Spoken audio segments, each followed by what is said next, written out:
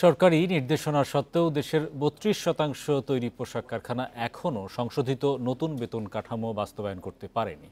সম্প্রতি এ সংক্রান্ত একটি গবেষণা প্রতিবেদন প্রকাশ করা হয়।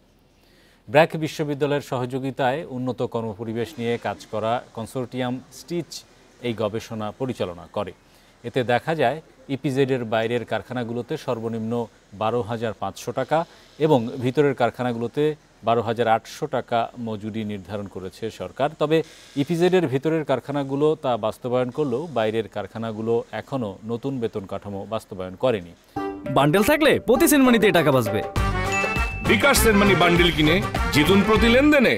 গবেষণায় আরও দেখা যায় নতুন বেতন কাঠামো বাস্তবায়ন করা কারখানাগুলোর পরিচালন ব্যয় উল্লেখযোগ্যভাবে বাড়লেও বেশিরভাগই ক্রেতা কিংবা সরকারি উৎস থেকে কোনো সহায়তা পায়নি। মোট ৩৮৫টি পোশাক কারখানা এবং ১,১১৩ জন শ্রমিকের ওপর এই গবেষণা করা হয়।